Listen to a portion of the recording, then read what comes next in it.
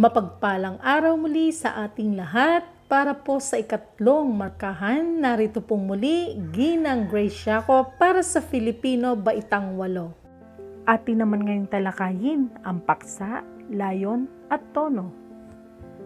Layunin, nahihinuha ang paksa, layon at tono ng akdang nabasa. Para sa panimula, gawain sa pagkatuto bilang isa, subukan natin sagutan. Pamilyar ka ba sa nasa larawan? Ano sa palagay mo ang dahilan kung bakit ito pinapanood ng mga tao? Puna ng angkop na kasagutan ang mga patlang at sagutan ito sa sagutang papel. Nariyan ang Manoro at Miracle Cell number 7 Filipino version. Ang mga pelikulang ito ay tungkol saan? Ito ay pinapanood ng mga tao dahil nais nitong magbigay ng kinapapalooban ito ng mga damdamin ng pagka, patlang at patlang. Ayan, alam mo na ba kung ano ang sagot dyan? Susunod sa pagpapaunlad, gawain sa pagkatuto bilang 2. Basahin at unawain ng teksto, suriin kung ano ang paksa gamit ng salitang tono, layon at mensahe. Piliin ang titik ng tamang sagot at ilagay sa iyong sagutang papel. Pagpaplano ng pamilya. Sa kasalukuyan ay pahirap ng pahirap ang buhay dahil sa mabilis na pagdami ng tao. Hindi lumalawak ang lupa sa daigdig kaya dumarami ang suliraning kinakaharap ng mga tao. Sinasabing ang Pilipinas ay pang-16 sa pagdami ng tao sa daigdig. Kung magpapatuloy ang ganitong kabilis na pagdami ng mga kababayan natin, ay maaharap tayo sa mabigat na krisis sa darating na panahon. Ang lunas sa problemang ito ay ang pagpaplano ng pamilya. Hindi lamang malulunasan nito ang pandaigdig na suliranin sa pagdami ng tao, kundi maging sa maginhawang kinabukasan ng mga anak. Kaya, sinimulan na ang pagpaplano. Unang tanong, ang paksa ng teksto ay tungkol sa A. Paghirap ng buhay, B. Pagdami ng tao, C. Pagpaplano ng pamilya, at D. Pamilya. Pangalawa, layo ng tekstong A. Manghikayat, B. Magbabala, C. Magulat, at D. Magturo. Pangatlo, ang tonong nangingibabaw sa teksto ay A. Pangamba, B. Takot, C. Ligalig, D. Pag-asa. Pang-apat, ang pananaw sa teksto ay A. Mahirap ang buhay, B. Sumisikip ang mundo sa pagdami ng tao, C. Buhay ay giginhawa pag nagplano ng pamilya, at D. Magplano ng pamilya. Panglima, ang antas ng wikang ginamit sa akda ay A. Formal, B. Informal, C. Pampanitikan, D. Kolokyal. Ngayon alamin natin kung ano ang paksa, layon at tono. Ang paksa ay ang tema ng isang akda tungkol saan ang akdang nabasa. Halimbawa, tungkol sa pamilya, edukasyon, kasarian, at politika. At sa layo naman, layunin o dahilan ang pagkakasulat ng akda. Ito'y maaaring manghikayat, magturo, magbigay aral o manlibang. At para naman sa tono, ito ay saloobin ng may akda sa kanyang tinatalakay. Maaaring masaya, malungkot, at may galit. At para sa pakikipagpalihan, gawain sa pagkatuto bilang 3, basahin ang talata sa ibaba, sagutin ang mga tanong upang makabuo ng paghihinuha. Tungkol dito, isulat sa sagutang papel ang titik ng tamang sagot. COVID-19. COVID-19 ay dilingid sa kaalaman ng lahat ang sakit sa COVID-19. Ito ay isang bagong uri ng coronavirus na nakakaapekto sa iyong baga at mga daanan ng hininga. Ang coronavirus ay nagiging sanhi ng mga karamdaman gaya ng karaniwang sipon. Marami ang gumagaling subalit dumarami pa rin ang kaso ng mga namamatay. Matinding pag-iingat ang kailangan upang makaiwas sa sakit. Ilan sa mga iminumungkahi ng pamahalaan ay pagpapanatili sa bahay, lalo na mga matatanda na may edad ng 60 pataas at mga batang 15 pababa. Patuloy pa rin ang pagpapaalala na palaging maghugas ng kamay, pagsusuot ng face mask at face shield, at ang pagdistansya ng 1 metro kapag nahaharap sa iba't ibang tao. Hindi biro ang ganitong karamdaman, kaya kailangan ng pakikiisa na pangalagaan ang sarili sapagkat hindi lamang nito malulunasan ang pandaigdig na suliranin sa pagdami ng nagkakasakit kundi sa maginhawang kinabukasan ng bawat mamamayan. Kaya subukan nating sagutin ang ilan sa mga tanong na may kinalaman sa binasa natin. Una, ang paksa ng teksto ay tungkol sa A. COVID-19, B. Pandaigdig na suliranin, C. Pangangalaga sa sarili, at D. Sakit. Pangalawa, ang layo ng teksto ay magturo, manlibang, manghikayat, at D. Magsalaysay. Pangatlo, ang tonong ng ibabaw sa teksto ay A. Pangamba, B. Sigla, C. Pag-asa, at D. Galit. Sunod, ang pananaw naman sa teksto ay A. Makiisa sa pagharap sa COVID-19, B. Mag-ingat sa COVID-19, C.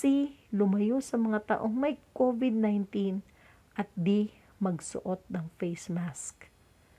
At panghuli, ang antas ng wikang ginamit sa akda ay A. Formal, C. Pampanitikan, B. Informal, D. Kolokyal. Ayan. Pagkatapos naman ninyong sagutan, narito pa ang gawain sa pagkatuto bilang 4. Basahin ang talata sa ibaba at sagutin ang mga tanong upang makubuo ng paghihinuha tungkol dito. Isulat ang titik sa sagutang papel. Pangarap, isang paglalakbay. Ang pangarap ay simula ng lahat. Anumang bagay sa daigdig ay nagpasimula sa pangarap lamang. Halimbawa ay ang isang makabuluhang makina o ang isang madamdaming awitin. Bunga ang mga ito ng pangarap ng isang inventor at ng isang kompositor. Ang mga pangyayari man sa kasaysayan ay likha rin ng maraming pangarap, tulad ng marating ang buwan, makalipad sa himpapawid, at ang pangarap ng isang karaniwang mamamayan na ang kanyang bayang tinubuan ay maging malaya sa pagkabusabos ng mga dayuhan. Ang pangarap sa sandaling ito ay nagagawa mo ang lahat, mapagtatagumpayan ang anumang balakid, at ikaw ang idolong hinahangaan ng lahat. Para sa tanong, una, ang paksa ng teksto ay tungkol sa A. Pangarap, B. Paglalakbay, C. Kasaysayan, D. Idolo. Para sa pangalawang tanong, ang tonong nangibabaw sa teksto ay A. Lungkot, B. Sigla, C. Pag-asa, D. Pagkabigo. Pangatlo, ang mensahe sa teksto ay A. Masama ang walang pangarap, B. Libre ang mangarap, C. Malayo ang nararating ng may pangarap, at D. Ang pangarap ay simula ng lahat. Pang-4, ang karaniwang salitang ginamit sa kabuuan ng talata ay A. Formal, B. Kolokyal, C. Pampanitikan, at D. Di formal. Panghuling tanong, pang-5, ang layo ng tekstong binasa ay A. Magbigay ng impormasyon, B. Manuligsa, C. Manghikayat, at D. Magbigay ng babala. At para naman sa paglalapat, panuto, bumuo ng isang sanaysay na binubuo ng 2 hanggang 3 talata. Maaring ang bawat talata ay binubuo ng 5 hanggang 7 pangungusap na may kaugnayan sa iyong mga nararanasan sa kasalukuyang panahon. Ang panahon ng pandemya, kinakailangan tiyak ang paksa, layon at tono ng iyong sanaysay.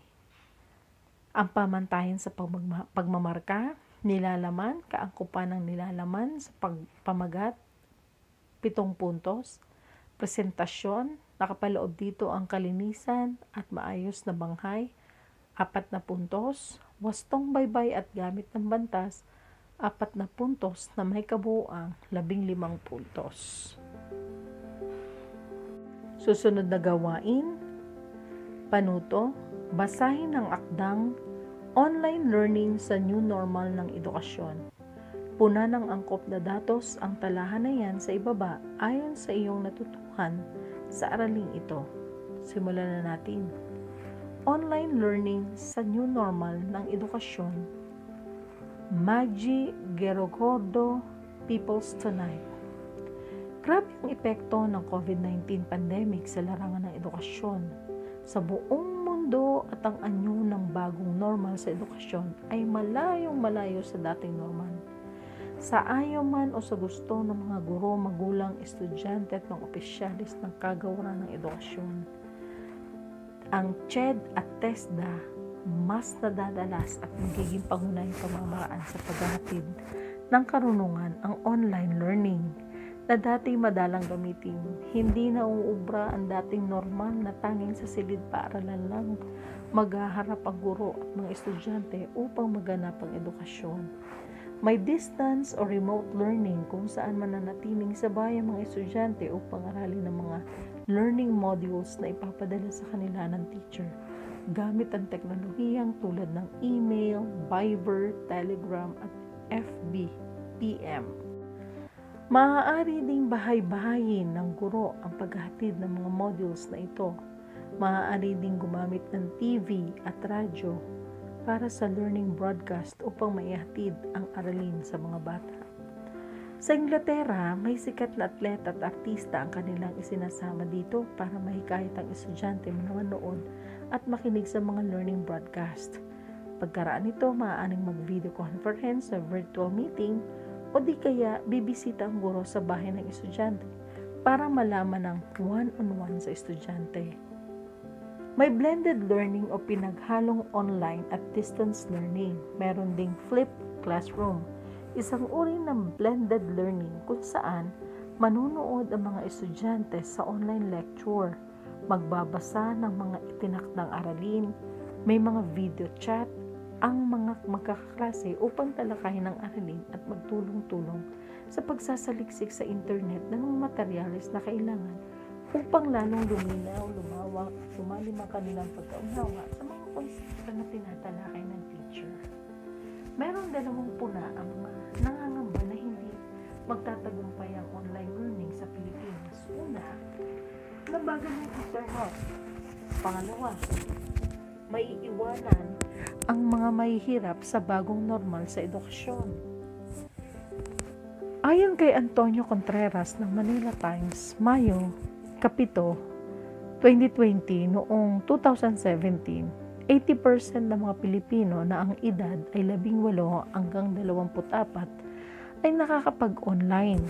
Sinabi ni Contreras na malaking hamon paano mabubuksan ang isipan ng age group na ito na ang internet ay tagapaghatid din ng edukasyon na hindi lamang ito kasangkapan na libangan, aliwan at pakikipag-ugnayan sa mga FB friends at mga followers nila.